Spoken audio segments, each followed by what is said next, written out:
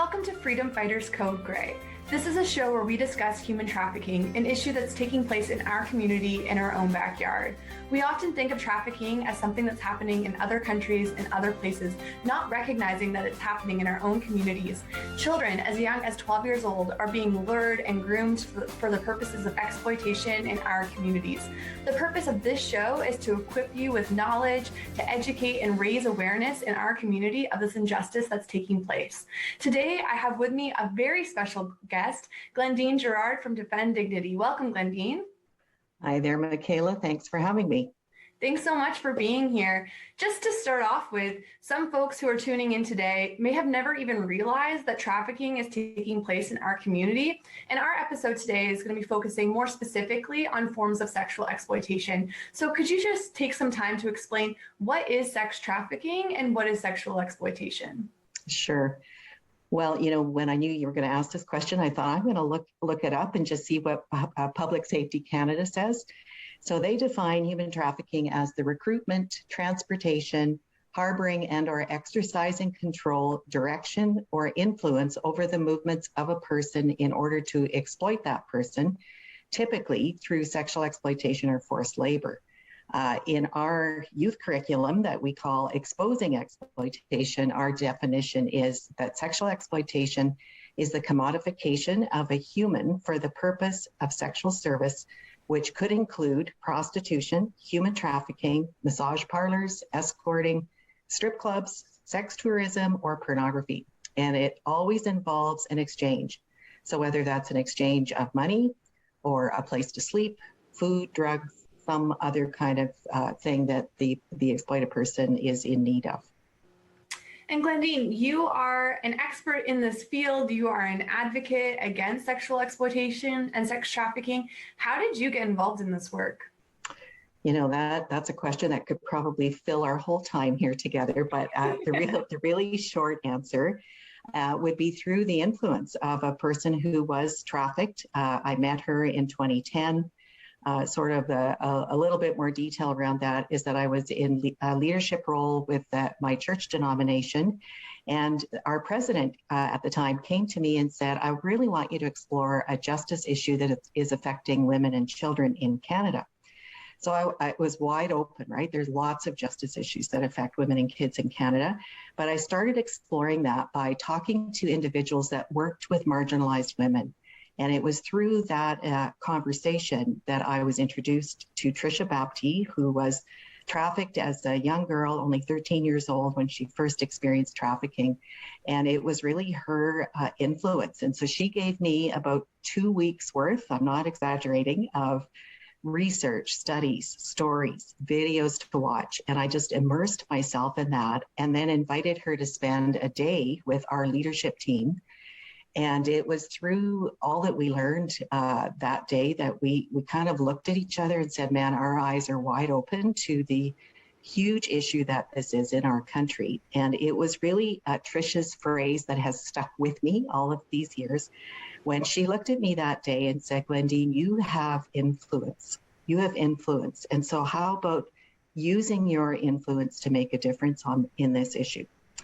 And so I tell her all the time, we're still very much in contact and good friends now. And I tell her that you really changed the trajectory of my life.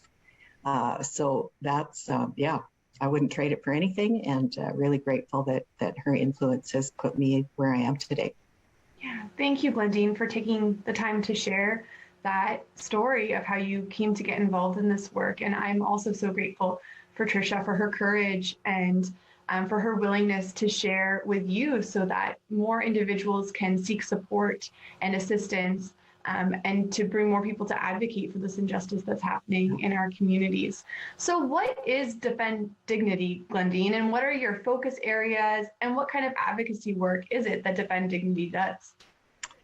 Okay, so we're a national organization and, on paper, it's really simple. We exist to end all forms of sexual exploitation here in Canada. So, of course, it's simple on paper, but not so easy to do. We also sit under the charity of the church denomination that I mentioned, which is the Christian and Missionary Alliance in Canada. But we are privileged to work with many different sectors, with survivors, with elected officials, with service providers, police, the list goes on and on. So our focus areas are three, and they're all A words to help me remember and everybody else. And so the first one is aid. And we do that in a financial way through supporting survivors through their service providers. We have a fund called the Survivor Support Fund that we open twice a year to service providers to apply to the fund on behalf of survivors. And so it opens twice a year, spring and fall. Last year, just as an example, we gave away over $60,000 and we're able to help over 30 different survivors with, you name it, all sorts of needs. First and last month's rent, trauma counseling, tattoo removal, education, and the most significant one we've been asked to help with, and it seems to be growing every intake, is that of debt repayment. And because we're finding that traffickers are loading up debt through credit cards or phone plans that they've taken out of the names of these victims, and so they're left when they try to get out with this exorbitant debt. Then awareness is the other A word. Education, awareness raising. We do that through videos, social media, this youth curriculum that I mentioned, webinars, and then the really big thing that I'd love to tell your listeners about is the Canadian Sexual Exploitation Summit. First time that we've ever attempted this. We're partnering with a few other groups, mostly in the province of Manitoba, where it was going to be a live conference, and now we've pivoted to it being a virtual conference. We have over 40 presenters, a survivor banquet, a special event for them that we're doing virtually, all sorts of really wonderful things. We've got extra trainings for law enforcement. We have a special training for the hospitality industry and for truckers and taxi drivers. So it's May 6 and 7. So we have a website, sexualexploitation.ca, where you can find lots of information. And the best news of all, it is free. Unless you want access, lifetime access to the presentations, you can register and attend that for free. And we're covering all sorts of really good things. So then the last A is advocacy. And so what kinds of advocacy work do we do? Well, we in a nutshell, we try to change laws and policies that would affect, of course, this issue, the issue of sexual exploitation. So we do that with all levels of government. And then we also do it with companies through a campaign that we call Choose Change Canada. And that website is choosechangecanada.org. And we usually try to identify 5 or 6 companies a year that would be complicit in the sharing of sexually explicit images. Now, sometimes these companies aren't even aware that their practices are harmful. And so we try to point that out. And we've had some great success stories. One of the most recent is that we've had Visa and Mastercard on our list. And as you know, if you've been listening to the news, they have been processing payments on porn sites just such as Pornhub. And through our advocacy efforts and that of lots of others, they now have stopped processing, at least for users. We still would like them to stop processing advertising payments, but we're happy about that. And then, so in terms of what we do with elected officials, municipally, we try to advocate for better laws and practices and policies around body rub parlors within different cities. Provincially, we've done a little bit of work on the pornography issue with provinces, and most of our work, the bulk of our time is spent with federal advocacy around 2 key issues, that of prostitution and that of pornography. Wow.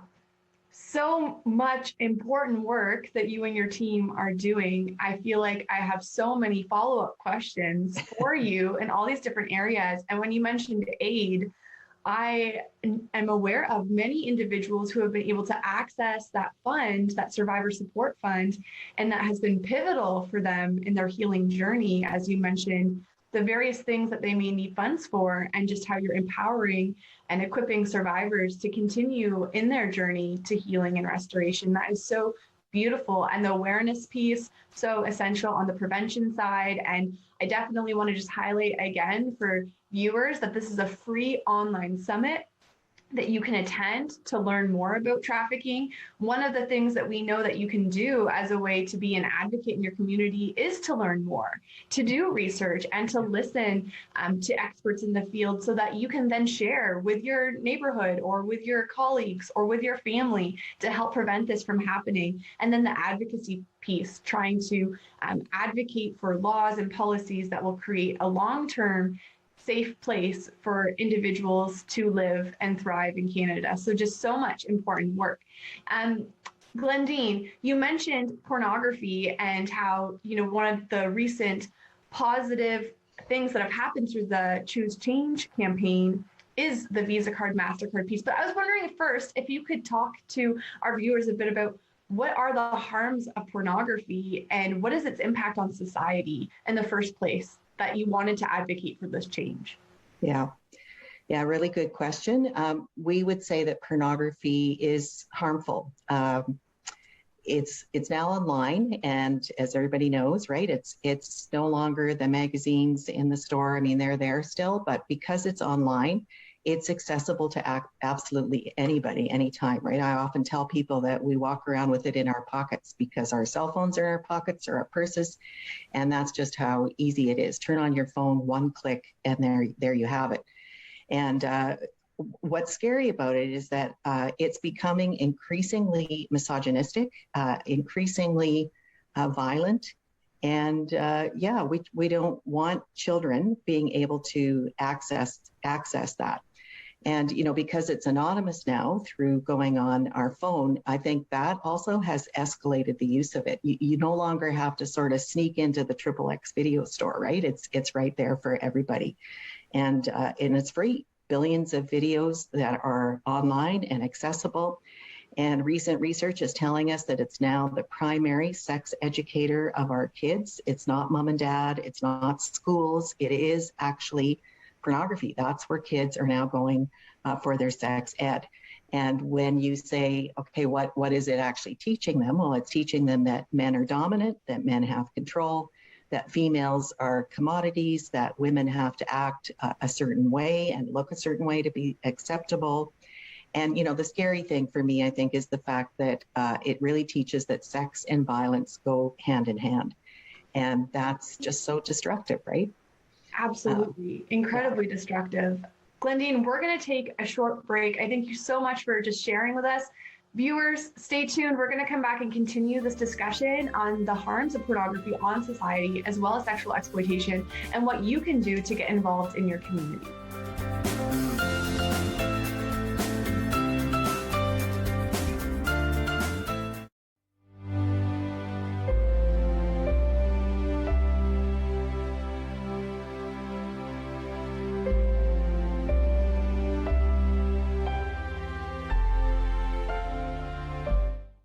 I met the new girl. She's gonna be a handful. Time to be powerful. That woman does not kill. Boo! Alice is planning something big. Don't kill me, but I made some alterations. To what, the suit? New look. New Batwoman. Batwoman. All new. Sundays. Only on Showcase.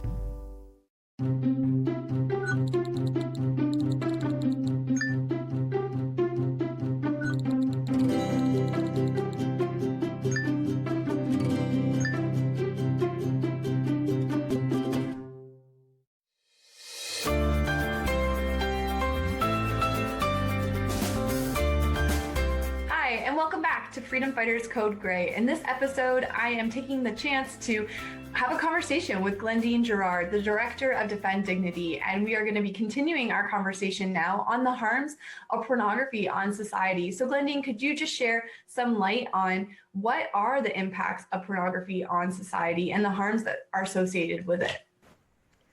Yeah, absolutely.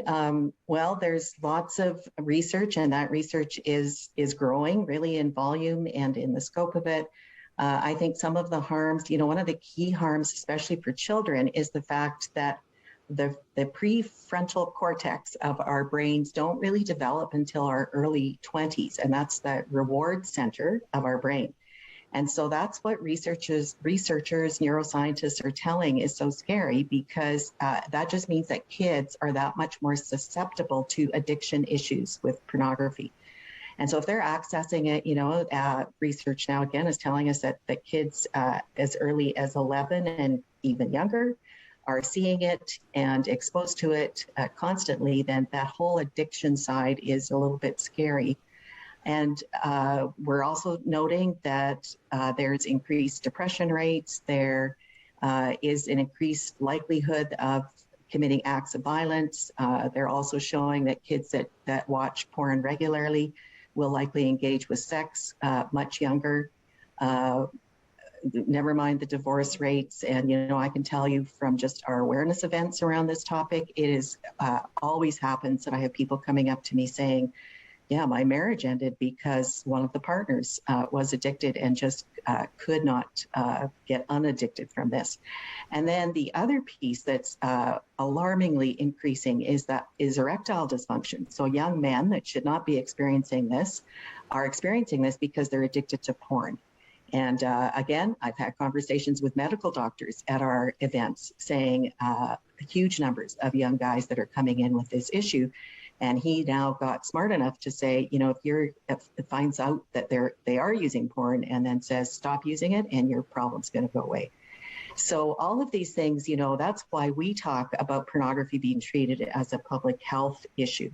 And, sometimes people look at me when I say that and say, public health issue, what in the world are you talking about? But when you think that a public health issue is something that happens when society recognizes that the issue is beyond just the individual's capacity to correct it.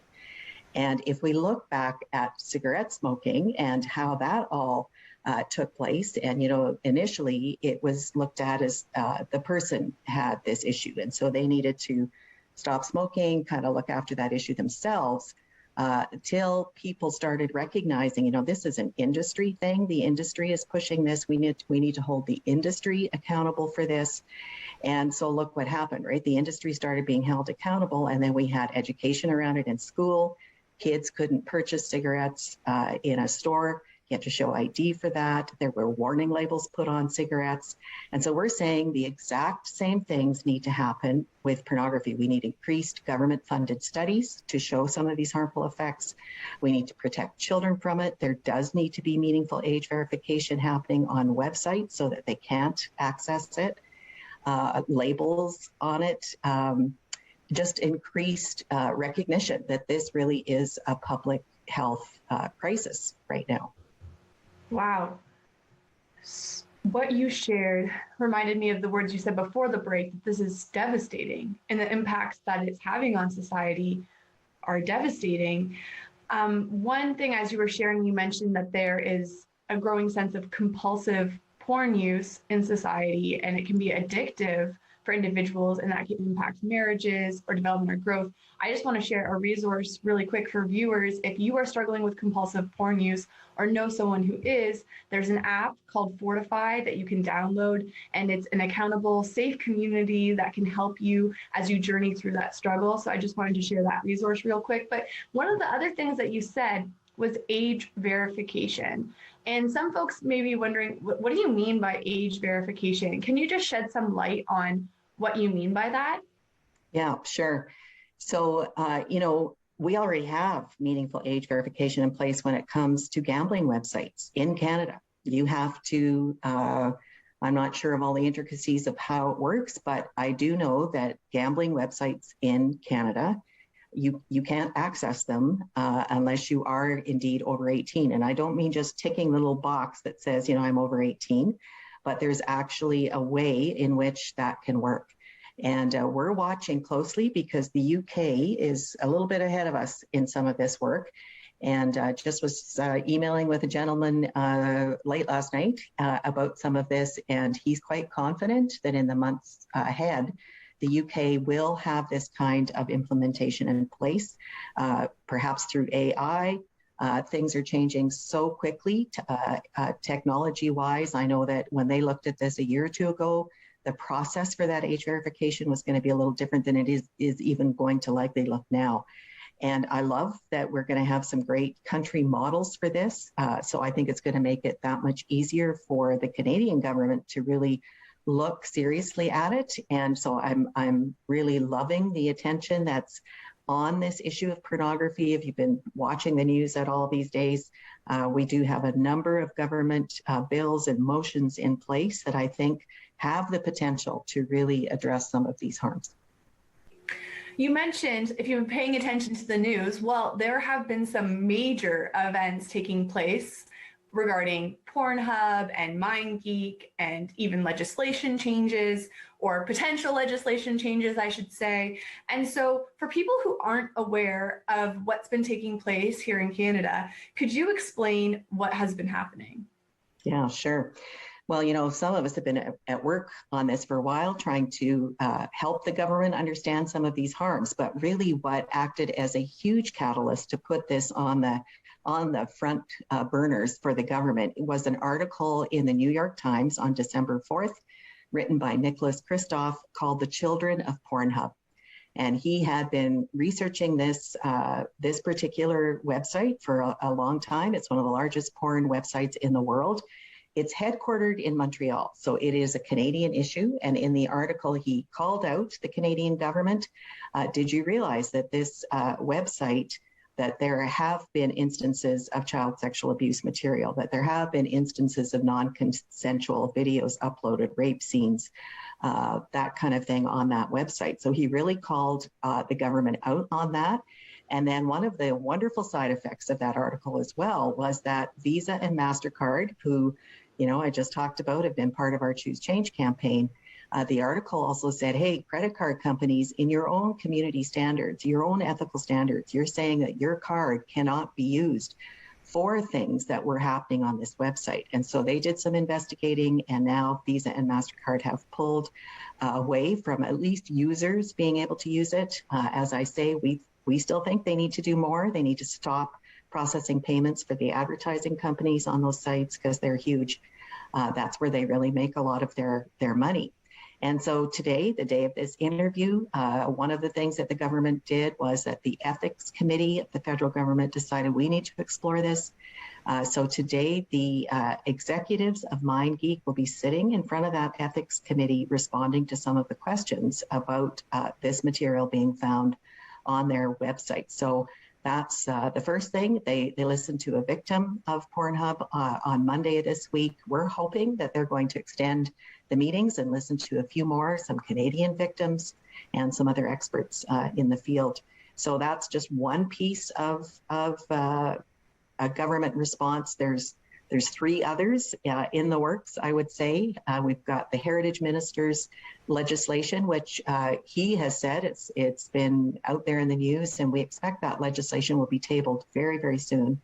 They're going to be tackling the issues of online platforms and the complicity that exists around hate crimes, terrorism, child sexual abuse material, and the sharing of sexual intimate images without consent.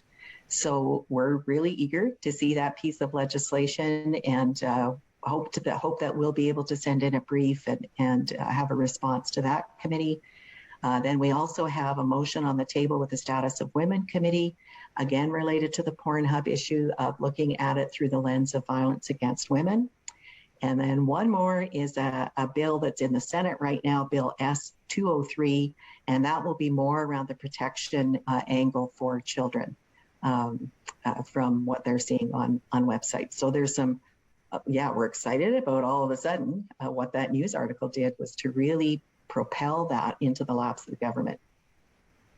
That's incredible that this change is starting to take place that's needed to protect individuals, and with some of that legislation, specifically youth and children who are being impacted by the harms of pornography in our society. There's so much that's unfolding, although we do know that this has been an issue that's taken place for a very long time. It's not a new concern of society, but it is a concern that is being brought to light more and more, which we are so grateful for as advocates in this work. So for you, who is championing change through Defend Dignity in so many ways, what are your next steps? Where do we go from here? And also, what would you say to people who want to be more involved in this discussion? Yeah. Yeah, well, there's, as I say, with these 4 different pieces of, either motions or committees or legislation that's going on, we want to be involved there as much as we can, trying to even help get the right expert witnesses in front of committees when they get to that level. So that's some of the work we're doing. In terms of what you can do as a listener, you can go to our website, defenddignity.ca, and right now on that website, we have a letter of support for the Senator's bill. So that's the bill that's going to help protect children from the online access to these sexually violent websites. And we have a letter that can be sent there very simply. You plunk in your information. It'll take you about 2 minutes. Put in your information. You can even edit that letter that's there to add your own comments. And we actually encourage people to do that. And then if you're on Twitter, we also have a pre-written tweet that you can send out. And so those letters go to Public Safety Minister and to all of the senators for the Senator's bill. And then the tweet would also go out to the Public Safety Minister and to the Senator whose bill it is. So that's one little piece of action that would take you 2 minutes to do. And it's just so important. And in case you're wondering, that letter, that tweet comes from your account. There's nothing affiliated with Defend Dignity on it. It's just a simple mechanism that we have on our website that you're able to do that. And then related to the Choose Change campaign, we have a number of companies and we change those companies out in the spring. So we're looking at some other companies that are here in Canada. We're looking at a hotel chain that we know is still selling adult content videos on their chain. It's a family-friendly resort chain of hotels that we're saying, hey, you should not be selling this in your hotel rooms. We're also going to be keeping Visa and Mastercard on our list. And so here too, we have a mechanism on that Choose Change website where you can go in as the public and send the email, send the tweet to the executives. And that's powerful. They're paying attention when the public is getting involved in this. So many practical ways that people can get involved and make a difference. And some of them, as you mentioned, take 2 minutes to do. So thank you for sharing. If someone is tuning in today and they have been impacted by Pornhub, if they are an individual who has experienced exploitation, where can they access resources and support? Again, if you go to our website, defenddignity.ca, right on the homepage, big orange stripe there, you can't miss it. You can click there. And we have retained a law firm. And if you would like to have access to some legal help, we can certainly set you up with that. Our law firm is wonderful and would be happy to assist you in that way. And then if you're just looking for care kind of help and resources, we're connected to counselors all across Canada, as well as service providers that would be able to give you that kind of assistance. Well, thank you so much, Glendynne, for being on the show today. The information you shared is invaluable. You have so much knowledge to share with folks. If you are in immediate danger, please call 911. If you're looking to access information or support related to human trafficking, please call the hotline at 1-833-900-1010. Thanks so much for tuning in to Freedom Fighters Code Gray. We hope to catch you next time. And thanks again, Glendynne.